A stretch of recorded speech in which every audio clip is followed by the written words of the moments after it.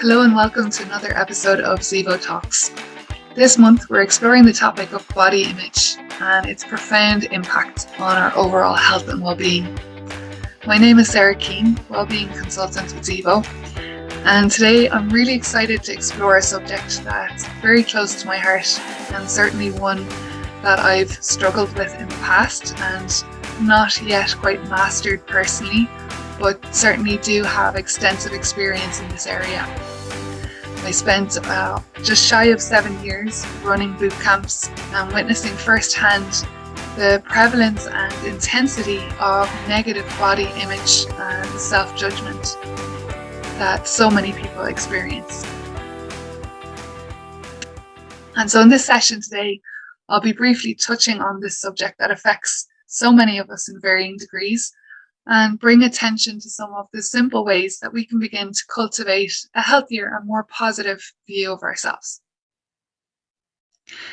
So to begin, I guess it's important to clarify what we mean by body image, because there's many different ways it can be interpreted. And of course, there's many different layers to this.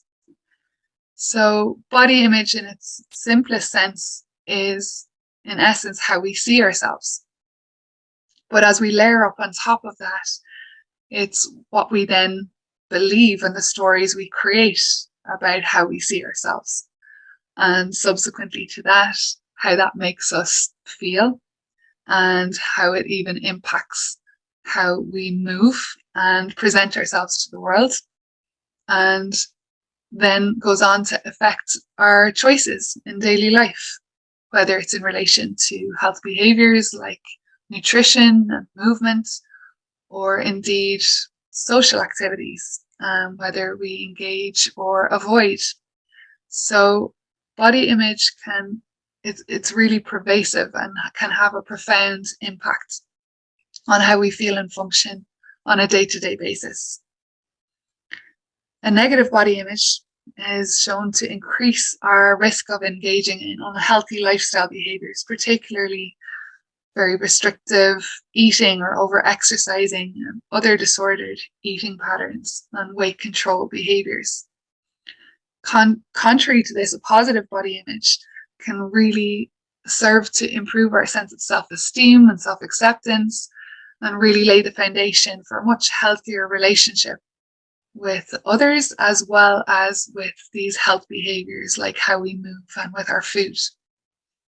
And so it's really important not to brush this aside and shrug it off as just the way things are, but really to take time out and shed light on something that could be significantly impacting your quality of life.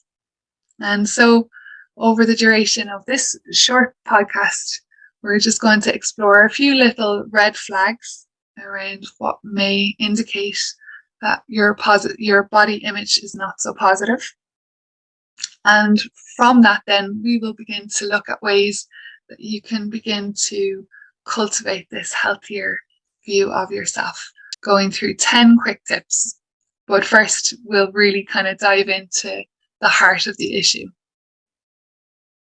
So let's take a look at some indicators that maybe your body image is not so positive. One instant indicator may be intense discomfort or difficulty accepting compliments, particularly in relation to your appearance and your physical form. Now, of course, there can be a multitude of reasons for that, but that could be one red flag in conjunction with some of these other following items. Another, having a low sense of self-esteem, obsessively thinking about your body and your appearance and investing a lot of time and energy, perhaps distinguishing here not from a space of enjoyment and curiosity, but rather from a space of contraction where there's a tension that you need to, must, or have to present yourself in a certain way. Putting excessive emphasis on the significance and importance of your weight, shape, or size, frequently comparing yourself and your body to the appearance of other people, making regular changes to your eating and exercise behaviors in an attempt to control or change your shape.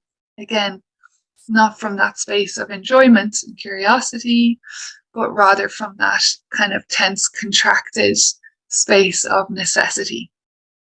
Withdrawing from things that maybe you previously enjoyed, certain sports or social activities, avoiding intimacy and various social settings. And a major red flag, and one that often tends to go hand in hand with this kind of lower or more less positive or negative body image, can be that association with some negative mental health outcomes such as depression or anxiety, and engaging in risky, harmful health behaviors like excessive drinking and smoking. And so, if any of those sounded familiar, or you recognize them in yourself, or maybe someone you care about, you might want to take on board some of the following items to support you in progressing towards a greater kind of sense of ease in your body and a greater, more positive view of yourself, or indeed for someone else. So what can we do to improve it? So the start point with anything health related when we embark on creating change really is self-awareness. The moment we start to become aware of something is the moment that we invite that possibility for change and improvement. So increasing our self-awareness anywhere along that trajectory, from that initial view of ourselves, whether it's in the mirror or in a photo, or you see yourself in video, and it's noticing the narratives that get triggered and the beliefs and the stories and the reactions that instantly fire. So self-awareness can come in at that point, but equally it can come back in when you begin to notice your mood is low, or you're agitated, or suddenly maybe a less preferable state or emotion is present, beginning to inquire a little about that, and perhaps it links back to this lower body image as a causal factor, perhaps.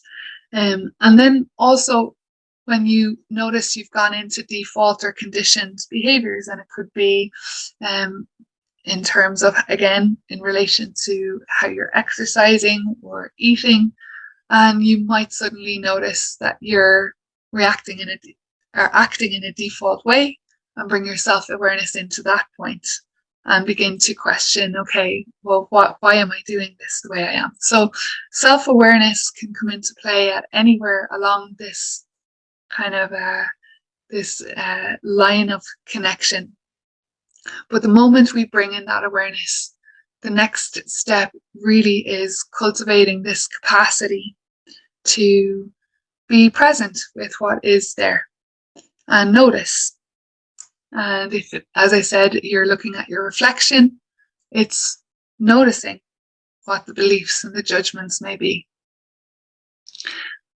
Here, a crucial part is, and a skill to develop, is the ability to be able to discern between what is an objective awareness and what is a judgment, or a point of view that you're holding that may be very diminishing.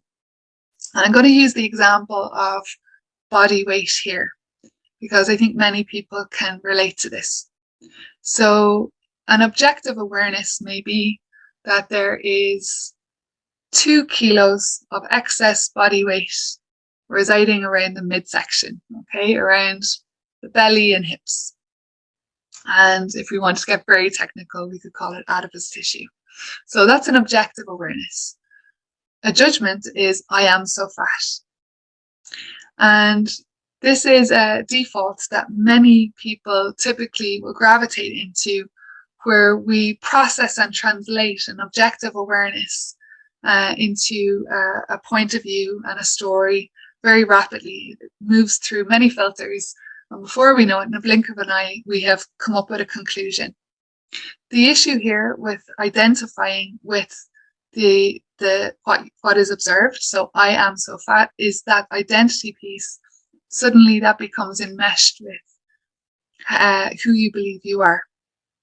And at that point, when it becomes identity, it becomes much more difficult to change, because there's also this sense of permanence that comes with identity unconsciously, even though the objective reality is that we are continually changing and transforming, and we're incredibly dynamic, and our bodies are incredibly dynamic.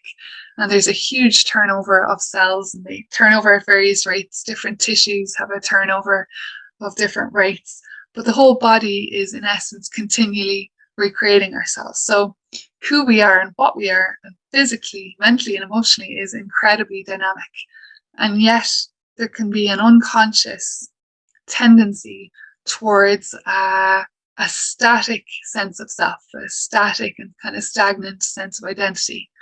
And when we reaffirm something like I am so fat, it in essence locks us into that, and that can make change a lot more difficult than when we return to that objective awareness, which creates a lot more, let's say, wiggle room for things to change and move in a more preferable direction. So these would be the pillars, and that could be a bit of a leap for some people, especially if even many of the words I'm using here mightn't necessarily be that familiar. The language around this might not be that familiar. And so in this instance, we'll go through then kind of 10 maybe easier access points to begin to cultivate that sense of positive self-image in maybe smaller bite-sized chunks. So number one, appreciate what your body can do. So there used to be a song that my mom played when I was little, and it went, I got my arms, got my legs, and it went through the whole body and celebrating all the different parts of the body that we have, and really appreciating what these different parts of the body could do. Sounds so simple, sounds so basic, and yet in health coaching, this would be one of the strongest. It's a big backbone of supporting behavior change, is really acknowledging and appreciating what you've got and what does work. You may be familiar with what we give our attention to and what we place our focus on tends to build momentum and grow. And so if we're always focusing on what is wrong with us and what is not as we believe it should be, that can quickly spiral and create momentum. And so the opposite is also true. So taking time out to appreciate what your body can do and what it's capable of, rather than what it can't do. On the back of that, and dovetailing very closely, is noticing your strengths, noticing your attributes. I often share a story about my daughter when she was about 4, and she came into me and she was rubbing the end of her hair, and she looked at me, these just big blue eyes, and she just goes, oh, isn't it beautiful? And she said it with such innocence, like she'd been given this little gift. There was no sense of like ego or look at me. There was just this raw appreciation for what she was observing about herself in that moment. She was just like, oh, isn't this beautiful? Like there was just this, a real appreciation and an innocence in it. And it was an invitation in that moment for me, who, as I said, is this an area I've personally struggled with for a long time, to really appreciate, again, like I spoke in point 1 about the gifts of what we have. So part, again, in our culture in Ireland, certainly this is something that has never been encouraged, certainly in my experience. And so there can be a little bit of discomfort in shifting our focus towards what I actually like about myself and what I admire about myself.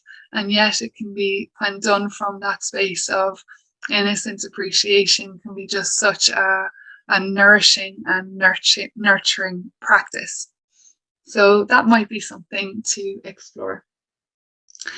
The next one is expanding your point 3, expanding your definition of beauty. And whether it is through films and TV and advertising or social media, since we've been born, there's been projections of what is beauty. And if we look retrospectively over decades, we can really take that macro perspective and appreciate that the version of beauty changes decade to decade and is quite a dynamic thing. And yet again, it can be one of those things that we tend to have a sense of universality. Sorry, tripping over that word, but something that's universal. And yet it's quite individual and can be quite unique in truth. And also beauty can express in so many ways beyond just visual. We can have beautiful sounds, beautiful touch, beautiful presence, beautiful words, beautiful acts of kindness. There's many ways beauty can can express, should I say. And so really appreciating that can help reinforce again. I know when we're talking about something as physical as body image, but it can help to lessen the load on making body image the most significant source of beauty and that physicality as the most significant source of beauty. Looking at yourself, point number 4, looking at yourself as a whole person. So again, this dovetails on expanding your horizons on what is beautiful, and then really appreciating the many layers. So you are so much more than your body, and really remembering that in these moments where you might go and gravitate into critiquing what you are observing.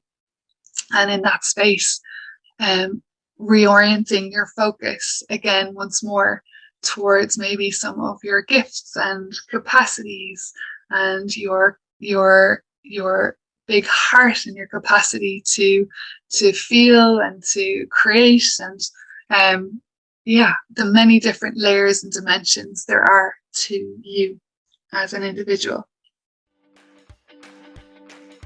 Never in human history have we collectively been aware of, and indeed consumed by, our physical appearance. Thanks to widespread access to camera technology and constant exposure to social media where perfection is continuing to be accepted as normal. Understanding the effects this can have on our mental health is fundamental to having a positive relationship with your own body and how to deal with the beauty standards around us. Zevo Health has a number of trainings that will assist you and your organisation on a journey to a better relationship with your body image and well-being. Contact us today to start your workplace well-being journey. www.zevohealth.com. The next thing is being aware, number 5, of what the attitudes are in your social circle. And having more awareness around that can be profoundly liberating, because it's not that you'd have to extract yourself from it, but simply being aware of what might be influencing unconsciously why you are judging yourself the way you judge yourself, or why you feel that way you feel about your body image. So certainly shining a light on what the attitudes are in your social circle, and perhaps proactively reaching out to engage with or connect with individuals that role model more how you would like to feel and how you would like to be in your body. Number 6, we spoke about at the start before I went into the 10 steps around that ability to increase your self-awareness and notice that discernment between the objective awareness and what you then make it mean, the judgment or the point of view or the story that comes in around it. So a simple strategy there may be just simply labeling the inner critic, whether you want to put a name on it or just label it as the critic is present. And even saying it out loud, in my experience, it can be the funniest thing. It can turn something that it is otherwise very serious and intense into something that actually is quite laughable. Once we give, I worked once with a coach who said, give the critic the mic. And once we give give the critic the mic and speak it out loud, it can often, in and of itself, really help to diffuse the power and the intensity that it would otherwise have if it's repeating on loop in the back of our minds. So labeling the inner critic and then perhaps even questioning it with sincere curiosity rather than judging yourself then or trying to get rid of it or resisting against it. This can be another pitfall that we can fall into, where the point of view comes up and instead of noticing it and being curious about it, we go and judge ourselves for having that point of view or wonder where that point of view came from and why we would be, and it can spiral into compounding that self-criticism paradoxically. And so labeling the critic, giving it the mic, and then perhaps being questioning it and being curious. And by that, I mean really exploring, is this true? And can I absolutely know without a shadow of a doubt that this is true? In cognitive behavior therapy, there's a 3-step process, just a really simple little practice called the 3 C's. So we catch the thought and challenge it. So that's being curious about how true it is, and then choose our response. So what would we prefer to reaffirm instead? So catch the thought, challenge it, and choose the response. It might be a useful one to play with.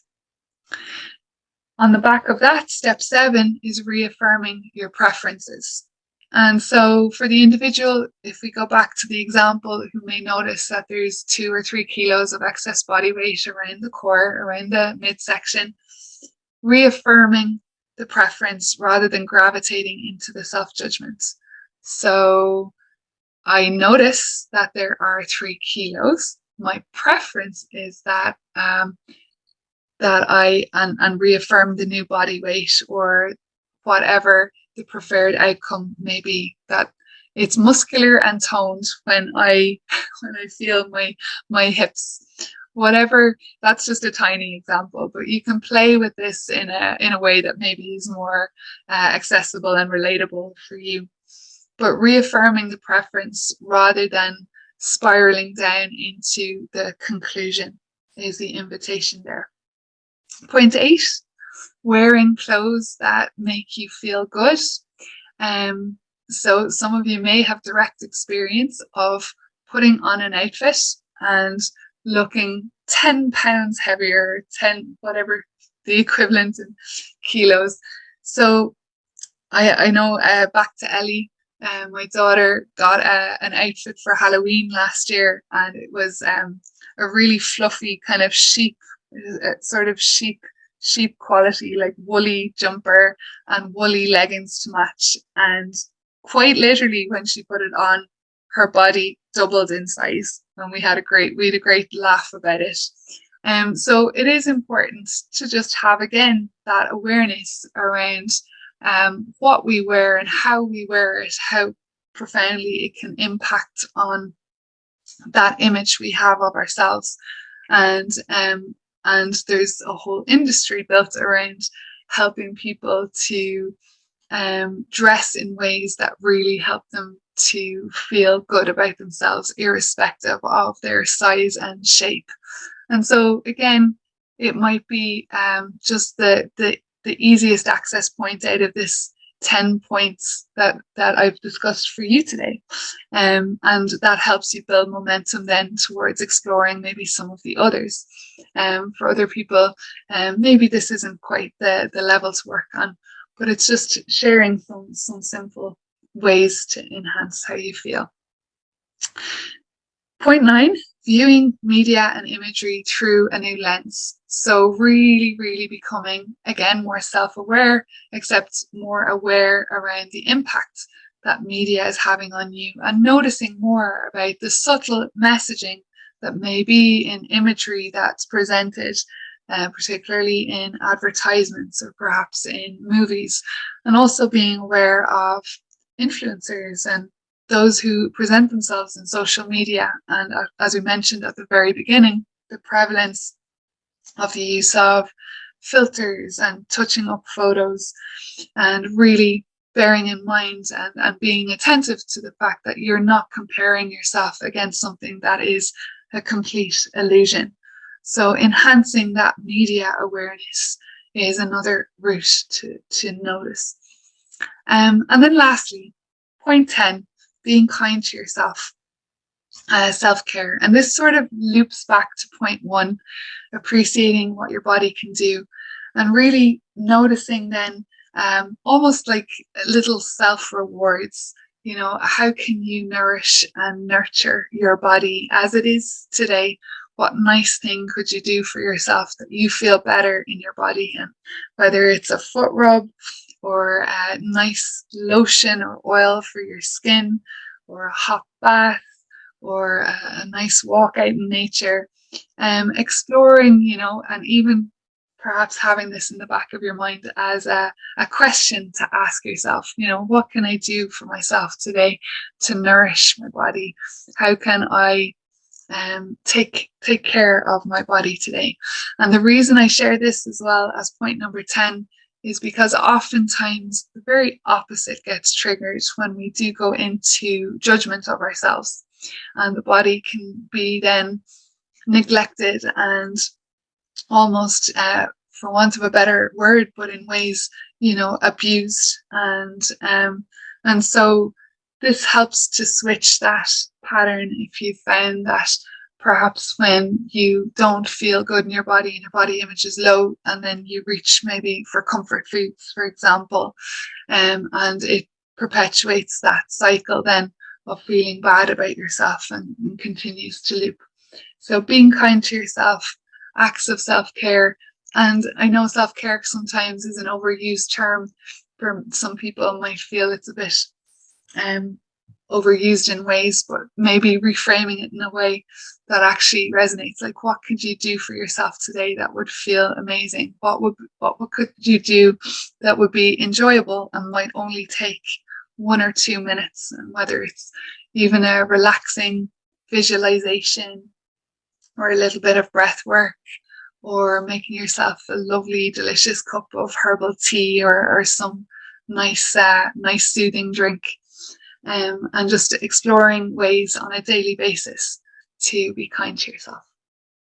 So this topic, body image, is really huge, and today's podcast was just a little high level snapshot of this topic that is so relevant and such a backbone to our overall health and well-being, and something that certainly can, when we give it attention and focus, radically change and improve how we feel and function and move through the world.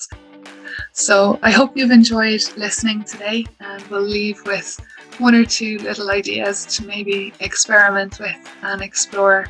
And thank you for your attention. We look forward to seeing you on another episode of Zivo Talks in the near future.